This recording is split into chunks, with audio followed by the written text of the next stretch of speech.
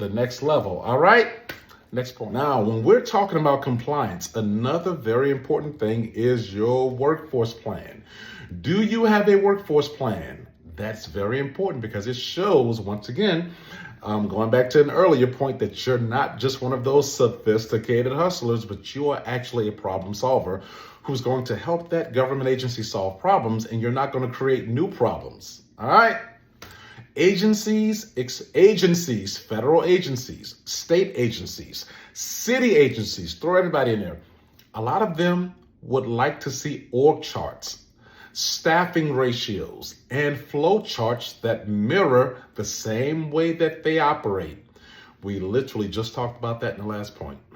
All right, we even broke it all the way down for you. And if you still need help putting that together in your brain, I got you, just reach out.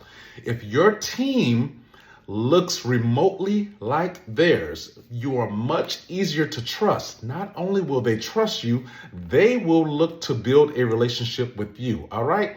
And you want to show evidence of this in your proposal. That's literally what we're talking about right now. Don't just promise compliance, show it. Attach those workforce plans, reporting samples, sustainability policies, and past performance documentation as proof. If you do not have past performance with a government agency, but there's experience, there are ways that we could literally work with you to help you develop something that still makes sense, something that will suffice, a memorandum that will speak to past performance value in the absence of past performance. All right? Now, that alignment elevates you from just another vendor to a preferred partner. And eventually, if you stay on that road, it opens the door to GSA Schedule status. What is a GSA Schedule? That's so important. Now, GSA is very important. Write this down. GSA is an acronym for your General Services Administration. They are like the one agency that serves every agency. In fact, we just helped the company up in Wichita Falls, Texas, close on a 10-year GSA contract with a building. They basically just proposed like 40,000 square feet of commercial office space to GSA on behalf of the Social Security Administration. But we can talk more about that in another video, or you can reach out for a consultation and I can show how that ties into whatever it is you're trying to do if you are in that commercial real estate space. But GSA Schedule status, back to the point, what it actually is. Well, that's when you literally plain and simple, you literally make a list. You kind of like making a band, right? You literally get put on this list to where the government comes directly to you whenever they need a certain thing. It's almost like the co-op. If you understand co-ops, right? You're basically part of the government. You're basically part of the government's options for their co-ops. Almost like you're a preferred outsourced company, to where in most cases you don't have to bid or compete for anything. The government comes directly to you when they need that specific product or service. There was a time where to get on GSA schedules, it was products only. Now they allow products and services. It just depends on alignment, how you position yourself. All right. Also, this level of compliance that we talked about a couple minutes ago, it also elevates you to be able to compete for what's called an IDIQ. That's an acronym for contract solicitations that are classified as indefinite delivery, indefinite quantity. That's huge because those are the contracts that will have a lot of change orders, a lot of modifications. Where basically you're basically given a blank check because as orders change throughout the contract, as directives change, as deliverables change, you're right there to shift and change with them. And that's typically when an agency wants to initiate an entire new operation, or they want to do some type of expansion of that agency. They don't know exactly what it's gonna take, but you're there every step of the way to help them figure it out. And in many cases, that takes decades. indefinite delivery, indefinite quantity. You definitely want to know about that. And of course, sole source awards, compliance. It puts you in that pipeline for sole source awards. That's another option where the government comes directly to you and you don't even have to bid or compete the way other companies do. If you want to learn more about that, as always, reach out. All right, so let's shift for a second. The 2025 shift, what's happening right now? That's right, the 2025 trend shift, rather. All right, so agencies are under pressure to spend faster, to spend smarter, and demand sustainability in every contract. For example, let's give you some, let's talk about some things that are at the front of the pipeline right now. Veteran housing, yes. All of you who want to house homeless veterans and provide wraparound services to help our government solve a problem. There's more than $3.2 billion for SSVF and housing homeless vets, then an additional $5.4 billion for VA modernization. So think about it. When money, when a lot of that money is not used, of course, that's going to bleed over to the other aspects, of the VA, which means that 3.2 can quickly multiply to 4.5 billion available. All right. So veteran housing, renewable energy, IT modernization, and workforce expansion are the hottest opportunities in 2025. So once again, that's veteran housing, renewable energy, IT modernization. Now, what else comes with IT modernization? You guys, cybersecurity. If cybersecurity is your thing, this is your time to get into that pipeline. Workforce expansion. Think about some things that come with workforce expansion. That means they're going to need project managers. They're going to need professional services. They're going to need building space because there's a huge initiative to get people back into offices. And guess what? The government does not want to own more buildings. They want to rent yours. So if you have access to some strong commercial real estate agents, brokers, this is your time to shine and get on the receiving end of that pipeline with the commercial real estate aspect, because the government needs office space. And it's typically anywhere from 5,000 square foot to 500,000 square foot. Imagine the government signing a lease to lease your space, right? And you have anywhere from $40,000 to, $500,000 coming in every month. Now think about the commission that's going to go to the realtors who's a part of that deal. Hopefully I got that thinking cap going so you can see how big that is, right? For example, NASA, about 4 or 5 months ago, you can look this up, by the way, NASA just leased 300,000 square feet of space in the Washington, D.C. National Capital Region a few months ago. That went to a private real estate landlord. That's huge. Whoever just rented that space out to NASA, they never have to work again. It's that simple. So you want to think about veteran housing, renewable energy, IT modernization, workforce expansion. These are the hottest opportunities in 2025. And guess what's going to always be a part of all of those? Logistics, supply chain. That ain't going nowhere. So if you understand how compliance ties into all of this, that's what we help you do. This is a huge opportunity for you to shift from that sophisticated hustler mindset to a long-term compliance-driven business. Don't be a hustler, be an actual business so that you can have a legacy to hand over to your family, your friends, your loved ones, your children.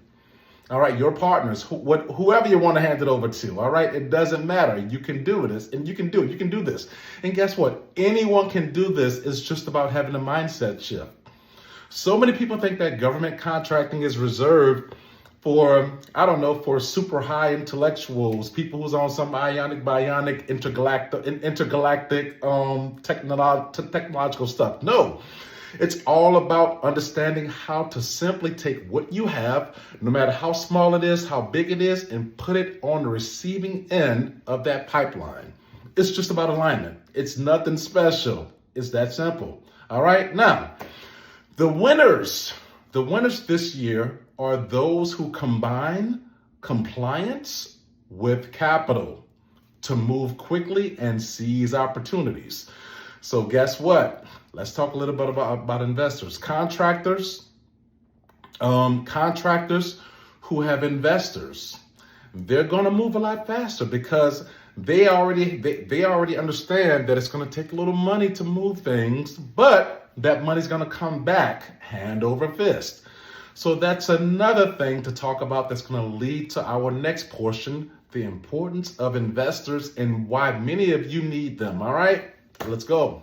Yes, we are here. The investor reality check.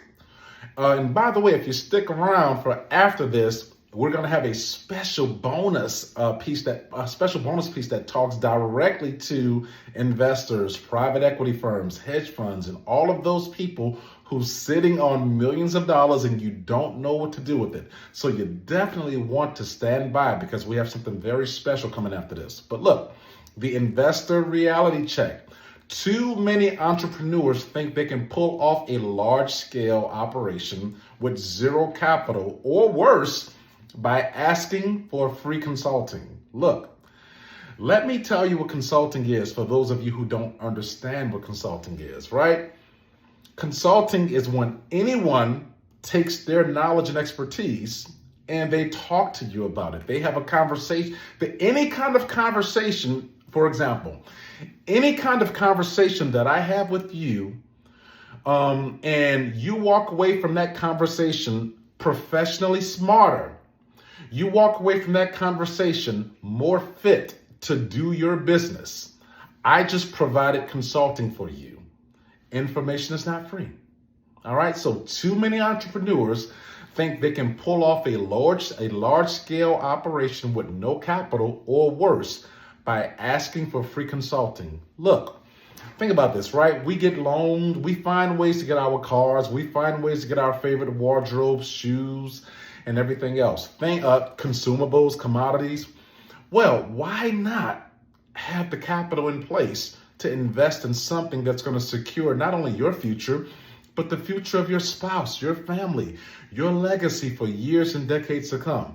So a lot of this involves a very, very crucial, essential mindset shift, all right? Government contracts don't care about your vision. They care about your capacity, and investors will help you provide that capacity. All right, capital will help you provide that capacity. Investors bring the working capital you need to float payroll, cover compliance costs, consulting, and sustain your operations until the government pays out. Without investors, you are just a proposal machine. With investors, you are a delivery machine. So look, I mean, and when we say investors, by the way, that investor can be a bank. That can be an MCA if you're into that thing, right? I don't suggest dealing with MCAs. But whatever source that your capital comes from, that's an investor. Anyone who has talked to me consistently, they will tell you, Derek is always talking about getting investors. Yes, because I do not want to set you up for failure. In most cases, yes, if you're going after something that involves moving physical resources and accessing certain levels of information that will allow you to perform better on your contract, yes, you will probably need some kind of capital, okay? Look, the reality is it costs money to make money. I would love to be able to lie to you like they're doing on a lot of these other GovCon channels, but I'm not going to do that. It costs money to make money. Could cost $1 million, could cost $5, but you need to be ready to take those same resources that we burn on a weekend at happy hour or Sunday fun day and divert them into something more meaningful that can solidify a generational legacy. All right. So once again, The investor reality check is a thing, and it's something that has to be talked about and understood. All right, next point. And here we are for my investors, right? Our hedge funds, private equity offices. This is that part that I promised just for you. Why are we doing this? Why are we doing this? Because there are so many investors, private equity folks, Snowbirds, for those who know what that is. If you're educated on that, we don't have to go there, right? Hedge funds, family offices. So many people sitting on millions of dollars and you do not know what to do with it. In fact, you have people pitching you all day with these bright ideas that in many cases, you already know it's not going to work, because if you're carrying that money and you're talking to consultants, you kind of already know where to go and where not to go. Well, we provide you with something right here that is not based on market trends. In fact, it's based on the things that are needed for your everyday government to function, right? These are the things that's required so we as citizens can get up and breathe every day. Why not tie your money into the very thing that allows you to breathe? Breathing is a need, right? It's a need to breathe. Well, let your money ride on that wave so that every time people are allowed to breathe, you're making money. How does that work? Putting your money into that government pipeline. It's that simple. So let's talk about these things, right? Because it's important that those of you who have that kind of capital, whether it's $1 million or $100 million, chances are you probably want to make money on that money, but you don't know where to send it. Well, guess what? We provide that solution for you. Access to government-backed revenue. For example, federal leases, we talked about that, and contracts. Federal leases and contracts mean guaranteed payments, not market dependable revenue. And why is that? Okay, why is that? Well, you can go out there and get any building, right? You can get a building and you can propose that building to the Department of Veterans Affairs to house homeless vets. You can buy a building and propose that building to the Department of Defense to house troops in transition, government leased housing, or the guest house that every soldier needs when they are in transition, right? Department of Justice, we can help you propose buildings to the Department of Justice for justice-involved citizens. FEMA for disaster assistance employees or displaced citizens. You can become an intermediary or a liaison, or rather, I got tongue-tied there, between FEMA and the hotel districts. Look, your government, FEMA, they do not like to deal with 1,000 different hotels. They like to have someone who positions themselves as a liaison or a first stop solution between that agency and all of the hotels, so that agency can come directly to you to either use your facility or use your facility and your information resources that can help transition people into those other hotels and direct them to where they should go. We can help you position yourself. All right.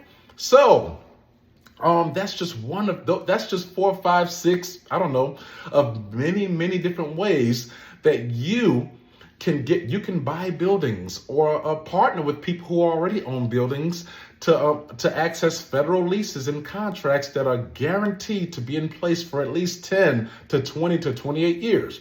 Now, moving on to the next thing, the SDVOSB advantage, partnering with people like us, right? We are a SDVOSB. That's an acronym for Service Disabled Veteran-Owned Small Business, who can provide you with access to exclusive contract set-aside opportunities, which are usually the more preferred ones, the larger ones, the more quality contracts that more than 97% of other bidders, that means 97% of your opportunity, 97% of your competition, they can't even touch it. Well, guess what? You're in luck, because having that capital, that automatically gives you access, that gives you preferred access to those of us who can touch those opportunities. Also, procurement expertise. You get to work with people who are, you get to work with companies that like ours that are led by former government procurement officers, gatekeepers who know how contracts are awarded and how to win them. This is a big one. If you work with hedge funds, family offices, private equity firms, risk mitigation, government contracts eliminate much of the volatility hedge funds face in traditional markets. Scalable asset model, real estate conversions, federal leasing, and program-based housing that creates revenue streams, as well as long-term growth. Agencies will always need compliant vendors. By aligning with compliance-first firms, investors secure decades of growth opportunities.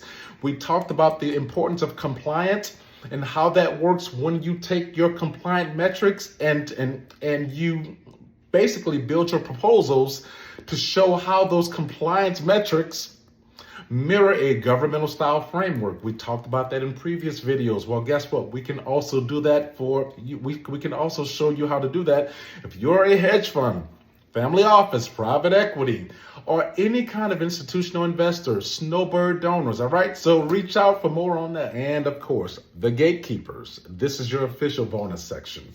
Who are your gatekeepers? Your gatekeepers are your procurement officers, your contracting officers, your directors of acquisitions, your procurement managers.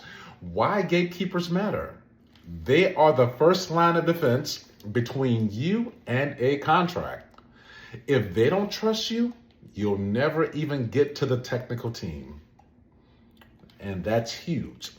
Your engagement strategy. All right. Build relationships early before the solicitation drops. Now, once again, what is a solicitation? That's, when you go on sam.gov or whatever procurement tool you use online, because every city, municipality, county, highway authority, port authority, state, they all have their version of sam.gov, right? Which is the e-procurement tool or the online purchasing tool, whatever that government agency, that entity, whatever their whatever their e-purchasing system is, that's going to always somewhat mirror what you see on sam.gov, which is the main source of solicitation opportunities for the federal government, right? But look, that solicitation, that's your ITB, that's your invitation to bid or invitation for bid if we're talking about the federal government.